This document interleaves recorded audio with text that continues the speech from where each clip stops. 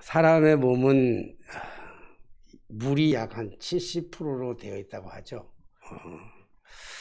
그래서 사람들에게는 물이 없이는 살아갈 수 없는 존재입니다. 다이아몬드는 내게 없다 할지라도 물은 없으면 안 되죠. 다이아몬드는 없어도 살아갈 수 있지만 물은 없으면 우리가 살아갈 수가 없는 거예요. 그래서 아무리 유전이 아무리 기름값이 비싸다 할지라도 그 기름 한 트럭보다는 오히려 때로는 물 1리터짜리 하나가 훨씬 더 존귀하게 느껴질 때가 있을 겁니다. 특별히 물이 턱없이 부족한 저 사막 같은 데에서 그 물을 구한다는 것은 참으로 힘들고 어려운 일이 아닐 수가 없습니다. 물을 기르기 위해서, 필요한 물을 기르기 위해서 수고하고 애쓰는 그것은 참 사람이 감당하기가 어려울 만큼 힘든 일이죠. 그런데 오늘 사마리아 여인에게는 그 두 가지의 문제가 다 해결될 만한 엄청난 메시지를 주님으로부터 듣습니다. 사람이 물을 마시면, 이 물을 마시면 다시 목마르겠지만 내가 주는 물을 먹는 자는 영원히 목마르지 아니하리라. 주님 말씀하시니까 이 여인에게 있어서는 두 가지의 문제가 다 해결되는 거예요. 영원히 목마르지 않은 물 해결되죠. 그 다음에 물을 기르러 오는 그러한 수고로움과 번거로움이 해결되는 거예요. 그러니까 너무 황당한 말씀이지만 그러나 이 여인은 이 예수님의 말씀에 반신반의하면서 약간 빈정대는 투도 있지만 정말 그런 물이 있다고 한다면 그런 물은 좀 나에게도 좀 주세요. 그래서 내가 영원히 목마르지도 않게 하시고, 그리고 주님, 내가 이 물 긋는 수고로움에서 좀 해방될 수 있도록 좀 나에게 그 물을 좀 주세요 라고 말을 했습니다. 그것까지를 지난주에 제가 믿음의 첫 번째 단계, 마음 여는 단계다 그랬어요. 마음은 열었지만 완전히 열지 못하고 반신반의하면서 정말 사실일까 아닐까, 사실일 수도 있으니까 그 사실이라고 한다면 그 사실이 나에게 직접적으로 이루어질 수 있도록 주님 그 물을 내게 주십시오 라고 하는 믿음의 첫 번째 단계, 마음을 여는 단계를 지난 시간에 말씀드렸습니다. 이 여인이 예수님께 물을 좀, 그런 물이 있으면 날 좀 달라 그렇게 얘기하니까 예수님이 곧바로 뭐라고 말씀하시냐면 이르시되, 곧바로 그 말을 듣자마자 하시는 말씀이, 그러면 가서 내 남편을 불러오라, 그렇게 예수님이 말씀하십니다. 아마 이 여인에게 있어서는 굉장히 치명적인, 아주 불순한 그러한 이야기가 아닐 수가 없습니다. 그래서 이 내 남편을 불러오라고 하는 이 예수님의 말씀이 이 여인에게는 어마어마한 상처로 다가오는 것이죠. 이 여인은 남편에 대한 트라우마가 굉장히 심합니다. 그리고 이 남편에 대한 이야기만큼은 자신이 아킬레스건 같은 그러한 고통이고 그러한 아픔이에요. 그래서 누구에게도 그 남편에 대한 얘기는 하고 싶지 않았던 그런 여인입니다. 여러분, 우리가 살아가면서 아무리 친한 벗이라고 한다 할지라도, 아무리 가까운 사람이다 할지라도, 심지어 부자간에 모자간이라고 한다 할지라도 때때로는 하지 말아야 될 금기어라는 게 있어요. 지켜줘야 될 예도가 있는 거고, 지켜줘야 될 우리 자존심이라는 것이 있는 거예요. 할 말이 있고 안 할 말이 있는데, 예수님께서는 오늘 이 여인에게 절대로 꺼내서는 안 될 그런 말씀을 예수님은 이 여인에게 했습니다. 아무리 친한 사람이라 할지라도 지켜야 될 금도가 있는데, 하물며 오늘 예수님께서 이 여인을 만나는 이 장면은 첫 번째 만남이에요. 대면식이 없었어요, 그동안에. 아무도 모르는. 그리고 예수님은 유대인이었고 이 여인은 사마리아 여인이었단 말이에요. 그러니까 전혀 이 관계가 없는 첫 만남에서 예수님은 정말 이상한, 여인이 알아듣지 못하는 말부터 계속 얘기를 한단 말이에요. 얘기를 하는데 그것까지도 겨우 그 마음의 문을 열고 받아들이고 싶은데 그 믿음의 문에 마음의 문을 아주 대못을 박듯이 예수님이 정말 해서는 안 되는 그 말씀으로 여인에게 내 남편을 데리고 오라, 그렇게 얘기합니다. 그러니까 예수님은 이 여인에게 엄청난 마음의 상처를 입히는 말을 해요. 절대로 이 여인은 그 얘기는 듣고 싶은 얘기가 아니에요. 하고 싶은 얘기가 아니라고요. 그러니까 이 여인이 예수님의 이 말을 들으면서 굉장히 화가 났을 거예요. 그래서 이 분노를 표출합니다. 분노를 표출하는 방법은 여러 가지가 있지만 분노를 표출하는 방법 쪽에서 성질내고 화내는 것도 있지만 제일 중요한 거는 거짓말하는 거예요. 거짓말을 해요. 그러면서 분노를 표출하면서 화가 난 모습으로 예수님이 말합니다. 나 남편 없어요. 그렇게. 이게 여인에게 있어서는 절대적인 거짓말입니다. 지금 예수님을 속이잖아요. 절대적으로 예수님을 속이며 나는 남편이 없습니다, 그렇게 얘기를 해요. 그런데 오늘 이 말을 들은 예수님께서 하시는 그 반응이 좀 이상해요. 뭐라고 얘기하냐면, 자, 여자가 대답하여 이르되 나는 내 남편이 없나이다 하니, 나 남편이 없습니다, 이렇게 얘기해. 화가 난 모습이에요. 보이시죠? 그 여인이 지금 화가 나가지고 핏대를 쓰면서 예수님에게 막 지금 확 대드는 식으로 예수님 앞에 하는 그 여인의 그 상기된 얼굴이 지금 보이시죠? 그러니까 예수님이 그 말을 들으면서 이르시되 내가 남편이 없다 하는 말이 옳도다. 거짓말하는 여인에게 그래, 네가 남편이 없다 하는 말이 옳도다. 그리고 말이라는 게 이 논리가 있어야 되잖아요. 말이란 논리가 있어야 되는데, 그 다음에 예수님이 말씀하시는 게 뭐라 하냐면 너에게 남편 5이 있었고 지금 있는 자도 내 남편이 아니니 내 말이 참되도다. 그래서 예수님이 한단 말이에요. 이제 분노하고 자존심이 상할 대로 상한 여인이 예수님이 꺼내지 말아야 될 그 깊은 상처를 입은 이 여인이 분노하면서 예수님에게 내 남편 없어요, 이렇게 얘기하면 예수님이 너 왜 거짓말하냐, 그래야 돼요. 너 나 왜 속이냐. 사람이 속이면 안 되는 거야. 그리고 얘기하기를 넌 틀렸어. 너한테 남편 5이나 있었고 지금 있는 남편도 내 남편이 아니잖아. 이렇게 하는 게, 그래서 너 말을 그렇게 하면 안 돼. 입이 삐뚤어져 있어도 말은 바르게 해야 되지. 여러분, 이 여인이 남편이 5이 있었고 지금 살아가고 있는 그 남편이 6번째라고 하는 사실에 대해서는요, 그 동네 사람이 모르는 사람이 없어요. 다 알아요. 그래서 이 여인은 사람들이 쑥덕거리는 그 소리를 듣기 싫어서 지금 사람들이 전혀 출입하지 아니하는 그 대낮에 물을 길러 수고를 마다하지 아니하고 고생을 마다하지 아니하고 일부러 사람들이 없는 그 시간대를 피해서 물 길러 온 거예요. 그런데 예수님께서도 안 한단 말이에요. 예수님께서 남편이 그런 걸 아는데, 그러면 너 틀렸다 그래야 되잖아요. 여러분, 거짓말하는 사람을 보고 옳다, 잘했다라고 하는 신이 있다면 여러분 그 신을 믿고 싶으시겠어요? 오늘 분명히 잘못됐으면 잘못됐다고 그리고 잘못된 것을 고쳐줘야 되는 거예요.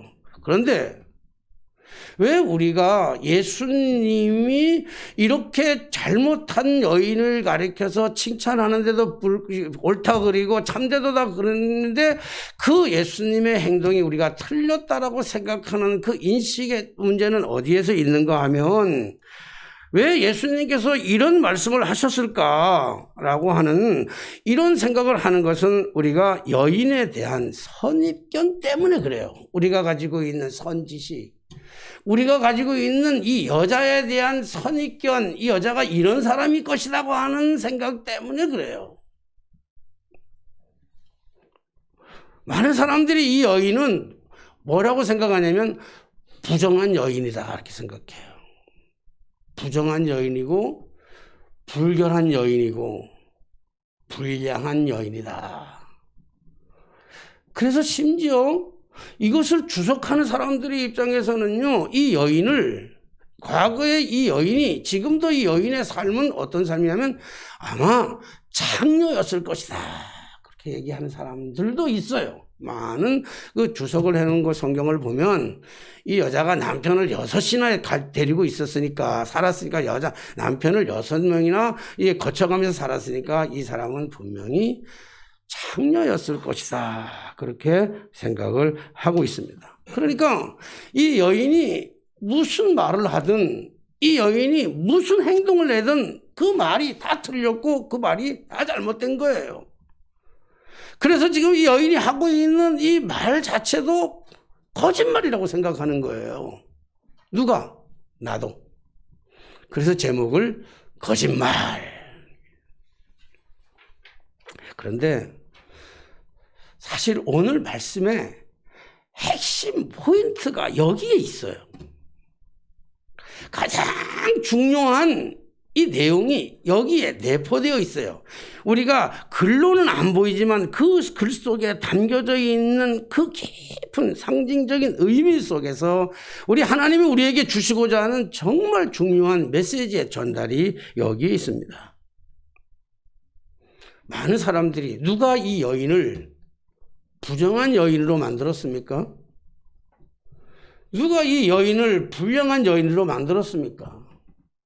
누가 이 여인을 창녀라고 말할 수 있습니까? 성경에는 그런 얘기가 하나도 없어요. 성경은 아무리 뒤져봐도 이 여인이 창녀였다라고 하는 것은 기록되어 있지 않아요. 이 여인이 부정한 여인이다라고 하는 것도 사실은 기록되어 있지 않아요. 누가 그렇게 부정하다고 만들었습니까? 유대인들이 만들었어요. 사람들이 그렇게 만들어놨어요. 사마리아인이기 때문에 부정하다고 생각했어요, 저들은. 여러분, 사마리아에서 태어난 그 자체가 부정한 여인입니까? 사마리아에서 태어난 그 자체가 정말 죽을 죄를 진 창녀의 그런 삶을 살아가는 겁니까? 누가 과연 이 여자를 부정하다고 얘기할 수 있으며 불결하다고 얘기할 수 있으며 불량한 창녀라고 이야기할 수 있겠습니까? 그건 우리 스스로 그렇게 성경을 보면서 정리했기 때문에 그렇습니다. 여러분 혹시 1999년 10월 30일을 기억하고 있습니까? 1999년 10월 30일 오후 6시 55분에 우리나라 역사의 전대미문의 큰 화재 사건이 있었어요. 그것이 바로 인천 인현동 화재 참상이에요.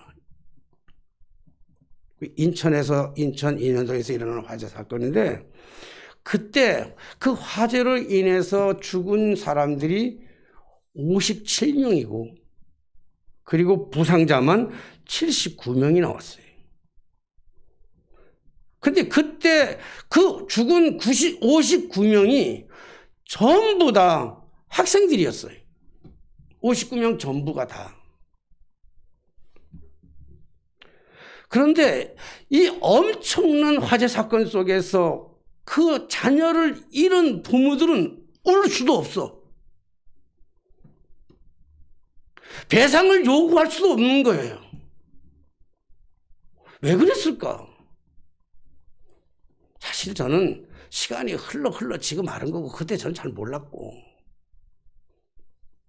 왜 그랬을까 그랬더니 그 인현동 화재 사건이 그 아이들이 죽은 그 장소가 호프집이었어요. 2층에 호프집, 지하실은 노래방, 1층은 고깃집, 2층은 호프집, 3층은 당구장. 그런데 지하실에도 안 죽고 1층에서도 안 죽고 3층에서도 안 죽고 죽은 아이들이 전부 59명의 학생들인데 다 2층에서 죽었는데 언론이, 사회적 관심이, 어른들이 그 사건을 뭐라고 불렸냐고 그랬냐면 인현동 호프집 화재라고 얘기했어요. 호프집에 아이들이 들어간 것이 불량 청소년인 거예요. 그러니까 심지어 사람들은 불량 청소년들이 불에 타 죽은 거는 싸다고 생각한 거예요. 여러분, 문화적 차이, 사회적 배경이에요. 요즘 젊은 아이들이 클럽에 간다고 불량 청소년입니까?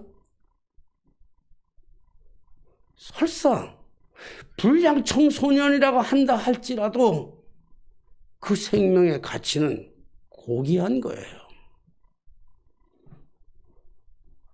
그래서 그때 살아남은 아이들, 친구들하고 먼저 갔다가, 그리고 친구들보다 놀고 있는 친구들을 남겨놓고 먼저 그 화재가 나오기 전에 나왔던 아이들이 지금 거의 20년이 훨씬 지난 이 시간에도 통곡하면서 언론에다가 통곡하면서 이 사연을 풀어달라고 하는 이유 중에 하나가 다른 게 하나도 없어. 인현동 호프집 화재라고 하는 그 말 속에 호프집만 빼달래. 호프집만. 호프집에 가 있으면 다 범죄자입니까? 호프집에 가 있으면 다 불량 청소년입니까? 근데 나머지 아이들은 배상을 받았는데, 그래도 조금 배상 받았는데, 그 중에 한 학생이 고등학교 2학년인지 1학년인지 이 학생 하나가 배상을 못 받았어. 왜 배상을 못 받았냐고 그랬더니 이 학생은 그곳에서 아르바이트 하는 학생이야. 호프집에서 아르바이트 하는 학생은 더 불량하다고 안 하는 거예요. 근데 그 사연을 보니까, 그 엄마의 편지나 그 엄마의 사연을 보니까, 엄마가, 남편도 없는 엄마가 아이를, 두 남매를 키우는데 이 여자애가 고등학생인데 엄마가 고생하는 게 너무 힘들어가지고 엄마를 돕기 위해서 거기서 일하고 있었다는 거예요. 근데 호프집에 있었다는 이유만으로 그를 불량 청소년으로 만들어서 이 모든 사건을 덮어버리는 거예요. 그래서 경찰들, 거기에 결탁되어 있는 경찰들, 수십 명의 경찰들, 그리고 수십 명의 그 공무원들이 다 그 무허가 건물에 결탁되어가지고 돈 떼어먹었는데 그 사건을 처리를 어떻게 했냐면 무혐의야, 무혐의. 그래서 다 풀려났어요. 주인하고 지배인만. 근데 죽은 게 더 얼마나 했냐면, 불이 나가지고 연기가 지하실에서 났으니까 연기가 올라오는데, 연기가 올라서 매콤한 냄새가 나니까 애들이 뛰쳐나가려고 그러니까 창문은 다 하나도 없고 출입국에서 뛰쳐나가니까 지배인이 거기서 막은 거야. 왜 막았어요? 돈 내고 나가라고. 돈. 그 돈이 뭔데? 아이들 생명보다 그 돈 내고 나가라고. 그리고 애들 다 죽여놓고 지는 도망 나갔어.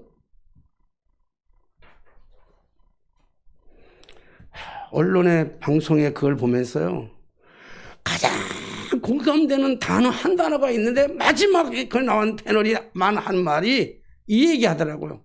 미안해요, 어른이 되어서. 어른으로서 미안해요. 이 말이 가장 공감되더라고요. 누가 불량 청소년이라고 만들었냐고요. 여러분, 이 사마리아 여인, 대낮에 물 길러온 이 여인, 남편 6이 있으면 불량한 여인입니까? 남편이 6이었으면 다 부정한 여인입니까? 남편이 6명이었으면 다 창녀입니까?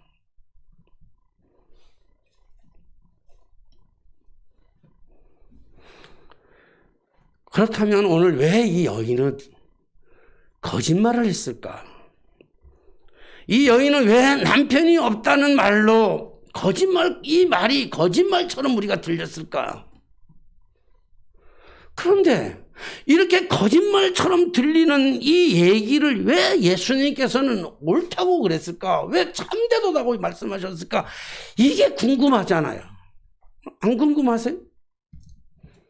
저는 매우 궁금한데 여러분들의 표정은 전혀 안 궁금한 것처럼 보여요. 오늘 말씀의 핵심 포인트가 여기에 있다는 거예요. 사랑하신 여러분, 이 여인에게 있어서의 남편의 존재는 많은 사람들이 생각해요. 왜 봐요? 선입견이 잘못되니까. 예? 선지식이 잘못되어 있으니까 많은 여인은 이 여인은 남편이라는 존재를 욕망의 존재로 알고 있어요. 욕정의 존재로 알고 있다고요. 쾌락의 존재로 알고 있는 거예요. 이 여인은 자신의 성적인 만족을 위해서 남자를 6이나 데리고 살았다고 생각하는 것이고, 욕망과 욕정에 불타는 여인이기 때문에 남자 없이는 못 산다고 생각했기 때문에 사람들은 그 여인을 부정한 여인, 불결한 여인, 심지어는 창녀라고 얘기하기까지도 한다고요. 그런데 여러분, 우리 냉정하게 생각해보고, 우리 성경에도 없는, 성경의 스스로, 성경의 주님은 스스로 그를 향해서 부정하다는 여인으로 말씀하지도 않고 그 남편 내에 있는 걸 가지고도 여러분 창녀라고 얘기하지 않는다면, 우리가 냉정하게 본다면 이 여인에게 있어서의 지나간 5 남편과 지금 같이 살고 있는 이 남편의 존재는 어떤 의미냐고 한다면 욕망의 존재가 아니고 욕정의 존재가 아니고 이것은 단지 의지의 존재라는 거예요. 의지의 존재. 의지해야만 해요. 살아가기 위해서는, 자기의 이 한 목숨 살아가기 위해서는요, 이 남자가 없으면 살아갈 수가 없어. 살아낼 수가 없는 거예요. 욕망과 욕정이 아니라 정말 절대적인 필요 불가한 존재라고요. 이 여인이 살아가야 하기 위해서 필요한 실존적인 존재예요. 그냥 놀이개감이 아니고.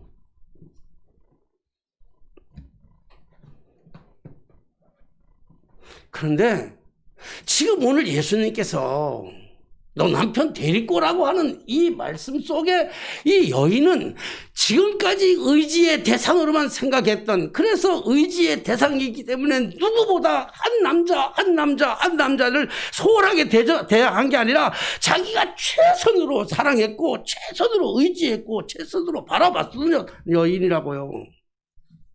그런데 이제 예수님께서 네 남편 데리고 오라고 하는 그 말씀을 들으면서 이것마저도 의지의 대상이 아니구나 라고 하는 사실을 알게 되었어요. 오늘 예수님은 이 여인의 그 중심을 보았던 거예요. 이 여인이 말하는 내용을 본 것이 아니에요. 이 말하는 여인의 어투를 본 것이 아니라 이 여인이 말하고 싶어하는 진정한 의미가 무엇인지를 예수님은 간과하신 거라고요.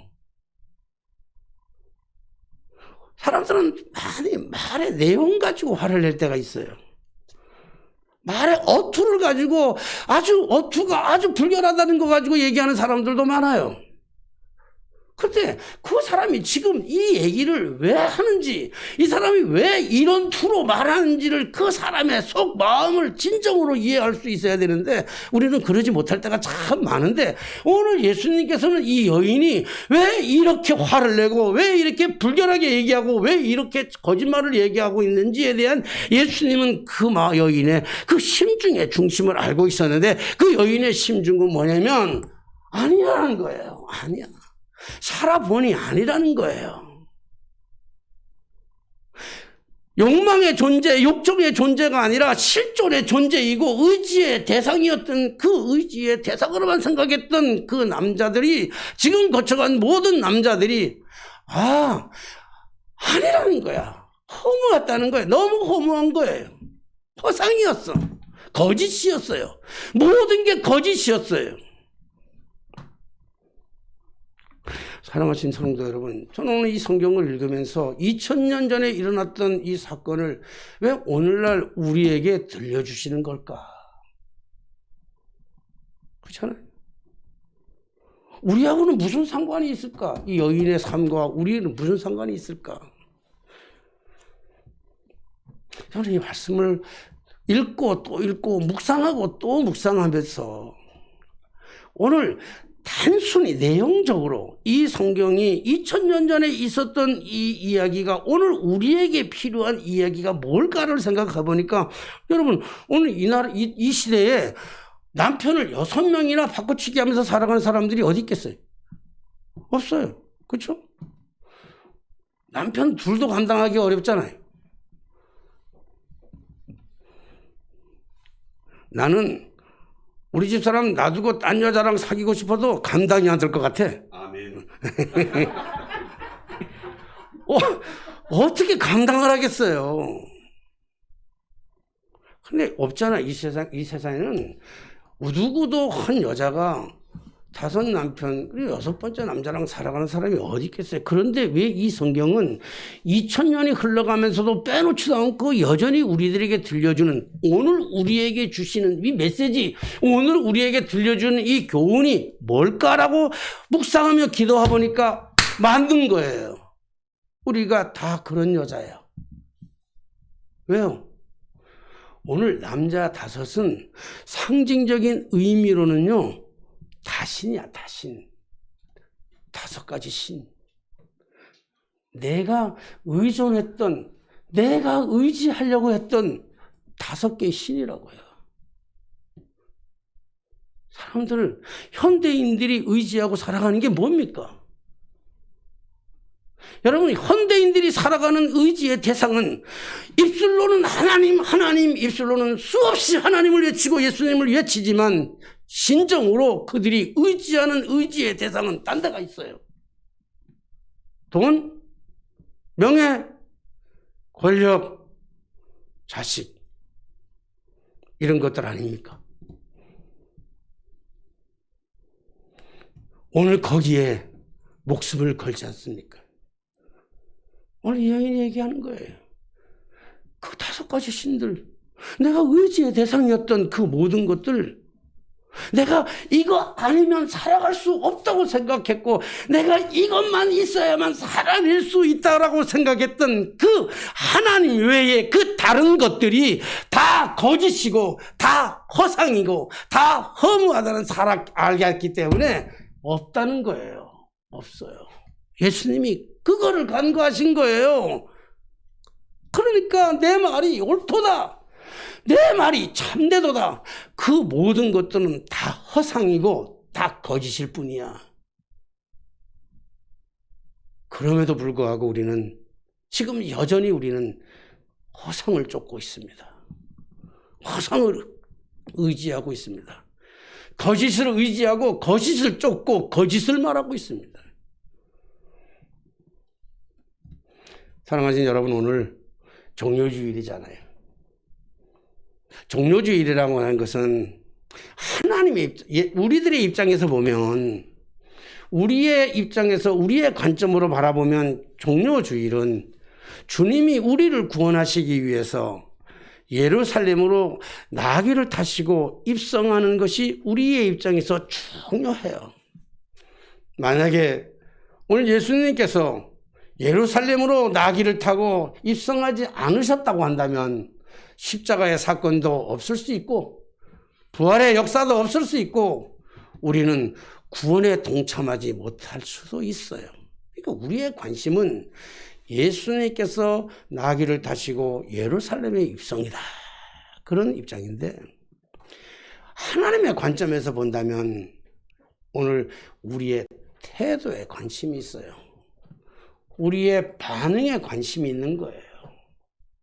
그렇다면 하나님의 관심에서는 뭐냐면 주께서 쓰시겠다 말씀하시니까 아무 군소리 없이 내어줘요. 나귀를.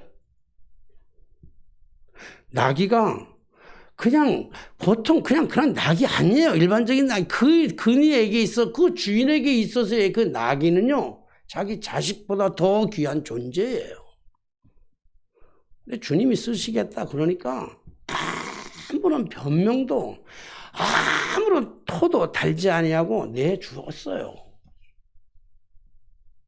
그리고 제자들은 그 나귀의 자기의 옷을 벗어서 나귀의 등에다가 안장을 만들고 예수님을 태워서 예루살렘으로 향해서 종려나무 가지를 흔들면서 호산나 다윗의 자손이요 왕회가 기뻐하고 영광을 돌리는 과정에서 그들은 다 한결같이 옷을 벗어서 예수님이 가는 그 발 앞에 카페트를 깔아줬어요. 물론 그것도 진실은 아니에요. 왜? 그렇게 예수님을 맞이했던 그 사람들은 예수님을 다시금 십자가에 못 박는 큰 죄를 저지르지요. 그럼에도 불구하고 저들은 옷을 벗어서 길바닥에 깔았다. 여기에 믿음의 두 번째 단계가 있는 거예요. 믿음의 첫 번째 단계가 마음을 여는 거였어요. 마음을 열었지만 때로는 연 마음속에 대못으로 그냥 박아버리는 것 같은 그런 엄청난 축경의 사건이 있지만 믿음의 두 번째 단계는 제자들이 옷을 벗어서 자신이 감추려고 했던 모든 것들을 다 주님 앞에 내어놓는 것처럼 오늘 이 여인은 자신의 트라우마라고 생각했던, 자신의 아킬레스건이라고 생각했던, 자신이 가장 부끄럽게 생각하고 사람들이 손가락질을 생각했던 그것을 아낌없이 주님 앞에 내려놓는 거예요.